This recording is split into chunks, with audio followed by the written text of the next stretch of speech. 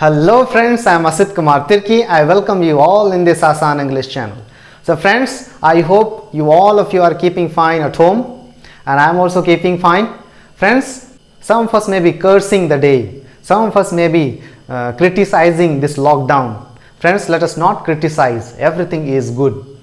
So let us make use of this lockdown. This is one of the beautiful moments. This is one of the great time that God has provided us to improve ourselves, to learn something new at home. Okay, so let us make use of this time to learn something new. Those who do not know language called English, you can put little effort to learn the language so that later on again there should not be any situation that will make us to say, I do not know English. Okay, so let us not wait for that time. Now this is the time to learn. Okay, so let us learn slowly, step by step, so that till this coronavirus gets over, we will be able to speak English fluently. So दोस्तों, आज हम सब corona virus की वजह से घर में हैं. हम सब इस लॉकडाउन को बुरा भला कह भी रहे होंगे, लेकिन हो क्या सकता है, क्या कर सकते हैं? चलो हम इसी लॉकडाउन के पीरियड में कुछ अच्छा कर लेते हैं, कुछ सीख लेते हैं. यही एक अच्छा चांस है हमें अपने आप को इम्प्रूव करने का, कुछ नया सीखने का, ताकि कल के दिन फिर से हमें बोलना ना पड़े कि हमें ये नहीं आता है, हमें वो नहीं आता है.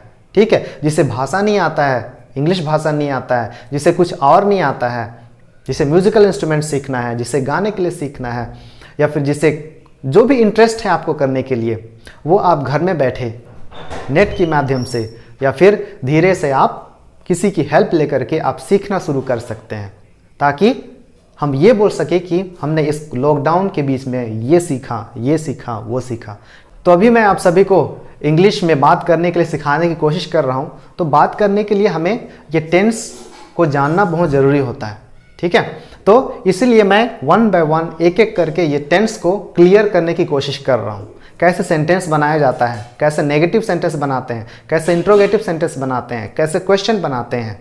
ठीक है, तो इसी के साथ साथ आप इंग्लिश की मूवीज़ देखिए, इंग्लिश के गाना सुनिए, इंग्लिश के न्यूज़पेपर्स पढ़िए, इंग्लिश के स्टोरी बुक्स पढ़िए. ये सब करने से क्या होगा, बहुत जल्दी हम इम्प्रूव कर लेंगे और लॉकडाउन ख़त्म होने से पहले हम इंग्लिश सीख जाएंगे. ठीक है, तो दोस्तों आज जो हम पढ़ने वाले हैं वो क्या है, पास्ट परफेक्ट टेंस. ठीक है, कल हम पढ़े थे past continuous tense.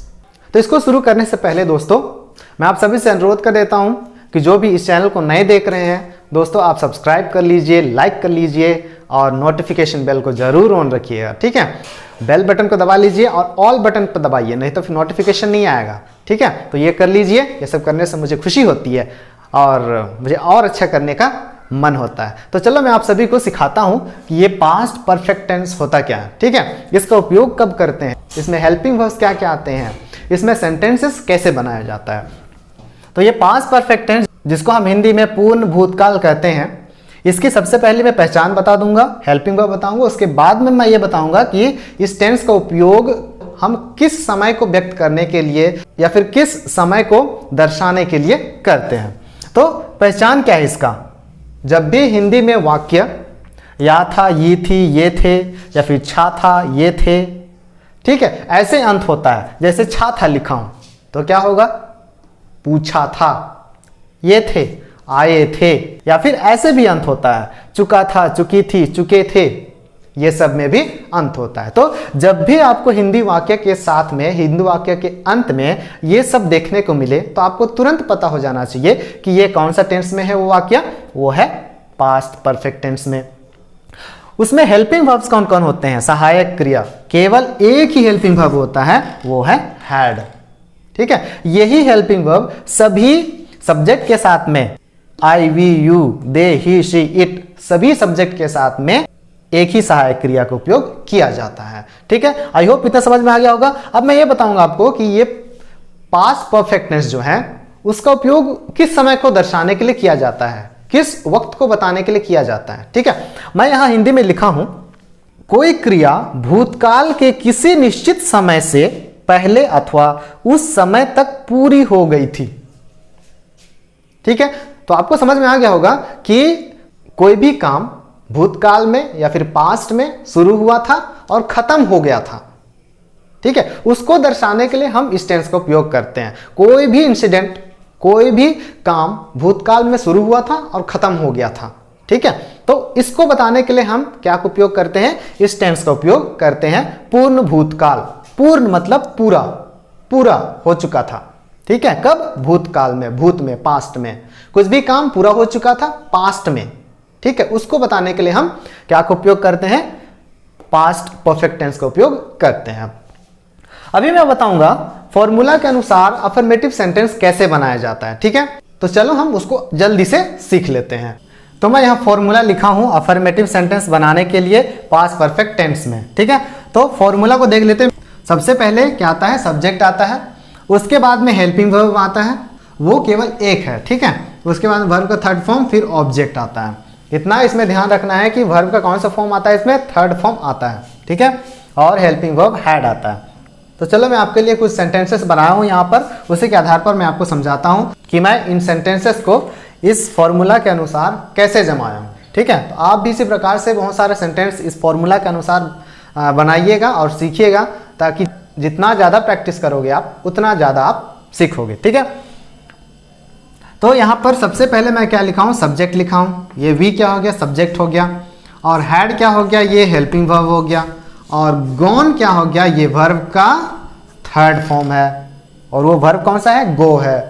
First form क्या होता है, गो, सेकेंड फॉर्म क्या होता है, वेंट, और थर्ड फॉर्म क्या होता है, गॉन, और यहाँ से यहाँ तक क्या हो गया, ये ऑब्जेक्ट हो गया। तो we had gone to Nepal yesterday, हम कल नेपाल जा चुके थे, हम कल नेपाल गए थे, ठीक है, ऐसे हिंदी में बोल सकते हैं।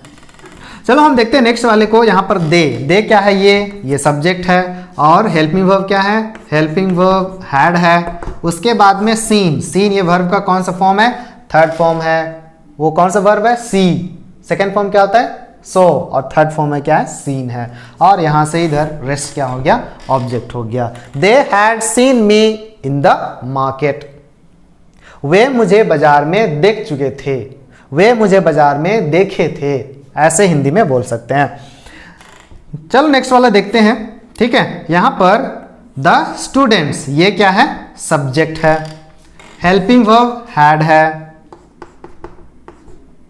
और फिनिश्ड ये वर्ब का कौन सा फॉर्म है, थर्ड है, और यहां से यहां तक क्या हो गया, ये ऑब्जेक्ट है, ठीक है। तो ये फिनिश क्या है, वो इर्रेगुलर वर्ब नहीं है, वो रेगुलर वर्ब है। रेगुलर वर्ब में ईडी लगा करके सेकेंड फॉर्म थर्ड फॉर्म बना लेते हैं, ठीक है। तो आप लिंक में भी जाके देख सकते हैं, उन पे भी मैं वीडियो बनाया हुआ है। तो ये कैसे बन गया, the students had finished their homework, विद्यार्थी अपना गृह कार्य खत्म कर चुके थे, ठीक है, हिंदी में ऐसा बनेगा। चलो नेक्स्ट वाला देखते हैं। फर्स्ट ये क्या है, नाम है, रामू, किसी लड़के का नाम है, ही है, ठीक है। तो Ramu had taught us English, ये क्या हो गया, हेल्पिंग वर्ब, टॉट क्या हो गया, वर्ब का थर्ड फॉर्म, और ये क्या हो गया, ऑब्जेक्ट। ये कौन सा वर्ब का थर्ड फॉर्म है, टीच का। फर्स्ट फॉर्म टीच होता है, सेकेंड फॉर्म टॉट होता है, और थर्ड फॉर्म भी टॉट ही होता है।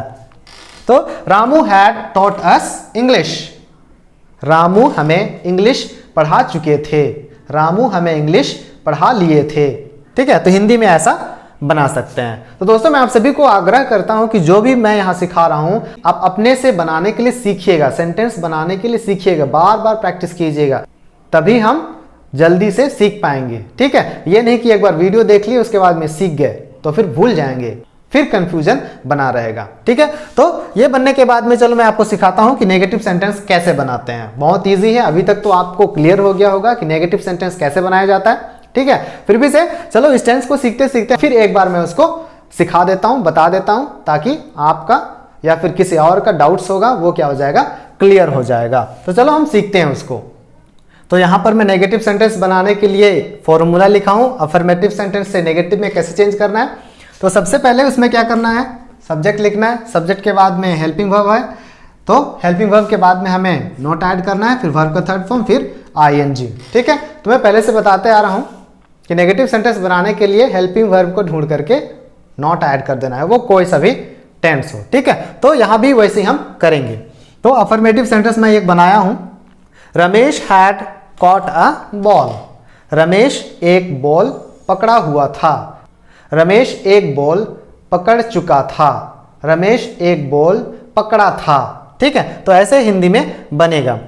Ramesh had caught a ball, इसमें हेल्पिंग वर्ब कहाँ है, यहाँ है, हैड है, तो उसके बगल में नॉट ऐड कर देंगे। तो चलो तुरंत बनाते हैं इसको। Ramesh had not caught a ball, ये बन गया नेगेटिव सेंटेंस।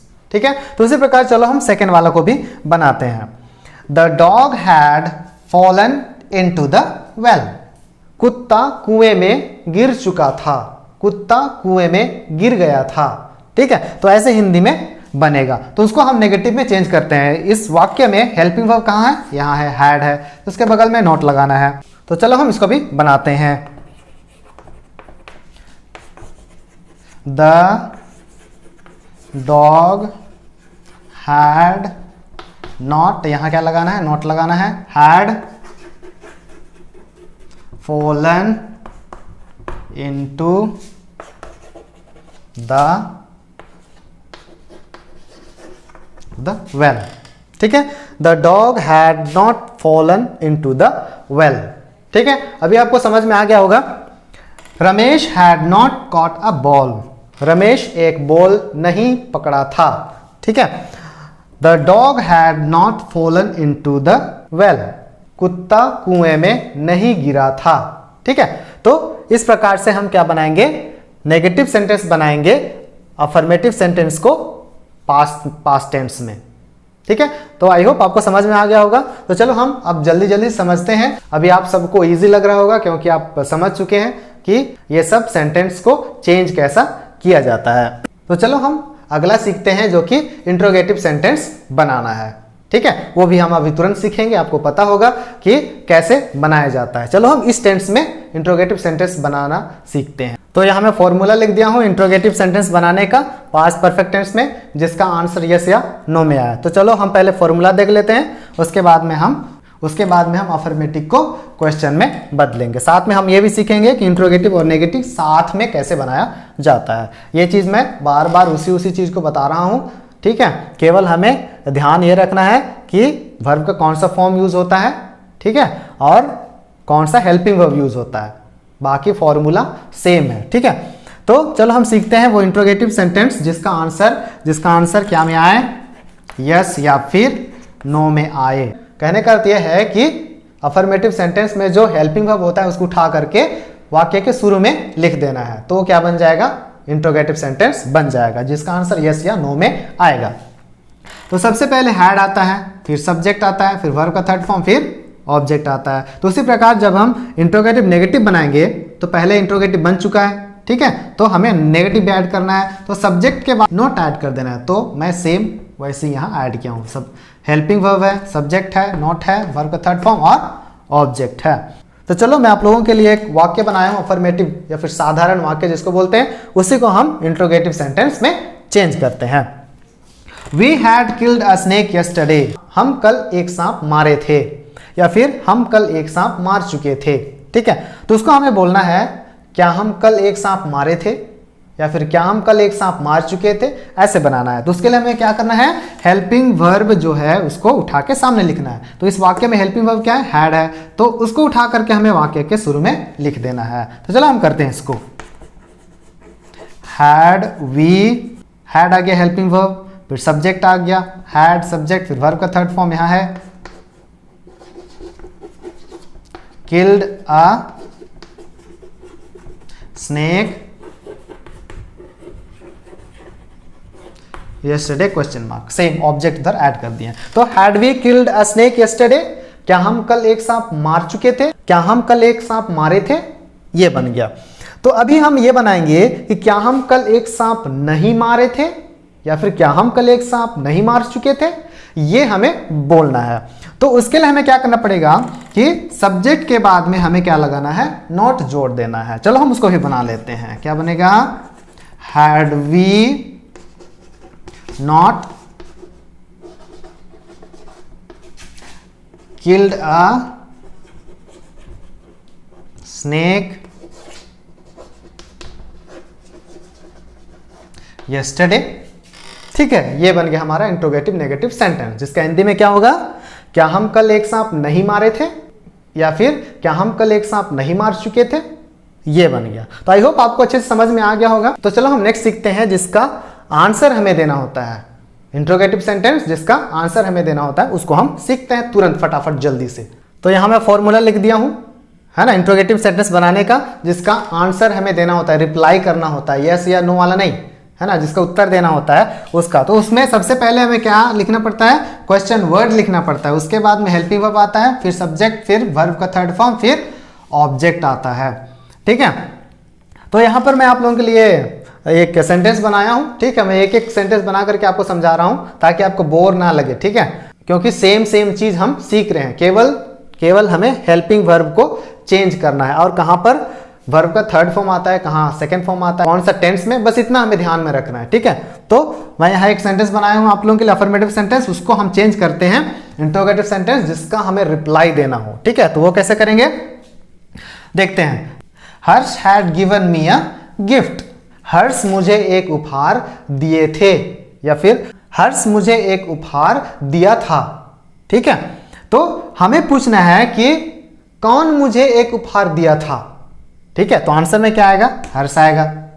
तो उसी को हम बनाते हैं, तो उसके लिए क्या करना पड़ेगा, क्वेश्चन वर्ड लगाना पड़ेगा। तो कौन, तो इंग्लिश का क्वेश्चन वर्ड क्या आ जाएगा, हु, क्वेश्चन वर्ड आ गया। उसके बाद में हेल्पिंग वर्ब हैड, उसके बाद सब्जेक्ट आना था। ठीक है, लेकिन यहां सब्जेक्ट आंसर है, इसलिए यहां पर सब्जेक्ट नहीं आएगा, क्या जाएगा, सीधा वर्ब आ जाएगा। Who had given me a gift, question mark. ठीक है, तो उसका आंसर क्या आएगा, Harsh had given me a gift. Who had given me a gift, कौन मुझे एक गिफ्ट दिया था, हर्ष मुझे एक गिफ्ट दिया था। ठीक है, तो इस प्रकार से इंट्रोगेटिव सेंटेंस बनाते हैं, जिसका आंसर हमें देना होता है। ठीक है, तो आई होप आपको यह टेंस समझ में आ गया होगा, पास्ट परफेक्ट टेंस। ठीक है, तो इतना हमें ध्यान में रखना है कि जब भी परफेक्ट आता है, ठीक है, जब भी परफेक्ट आता है, वो प्रेजेंट हो या फिर पास्ट हो या फिर फ्यूचर हो, जब परफेक्ट आता है तो उसमें वर्ब का कौन सा फॉर्म यूज होता है, हमेशा थर्ड फॉर्म यूज होता है। ठीक है, तो बस इतना ध्यान में रखिएगा। वो प्रेजेंट परफेक्ट जब पढ़े थे तो भी उसमें वर्ब का थर्ड फॉर्म यूज किए थे, पास्ट पढ़ रहे हैं, पास्ट परफेक्ट पढ़ रहे हैं, तभी वर्ब का थर्ड फॉर्म यूज किए, जब फ्यूचर पढ़ेंगे, फ्यूचर परफेक्ट पढ़ेंगे, तब भी वर्ब का थर्ड फॉर्म यूज होगा। ठीक है, तो आप सभी को समझ में आ गया होगा। जो भी आपके डाउट्स हैं क्लियर होते जा रहे होंगे धीरे धीरे, स्टेप बाय स्टेप। और मैं आपसे अनुरोध यही करूंगा कि दोस्तों, एक बार वीडियो देखने से बस हम इंग्लिश नहीं सीख जाएंगे, या फिर एक बार पुस्तक पढ़ने से बस इंग्लिश नहीं सीख जाएंगे, या फिर एक बार इंग्लिश मूवी या फिर इंग्लिश गाना सुनने से बस हम इंग्लिश बोलना नहीं सीख जाएंगे। हमें बार बार उस पर लगे रहना है, धीरे धीरे से हमें लगे रहना है। ठीक है, तो धीरे धीरे से आपके डाउट्स क्लियर होते जा रहे होंगे।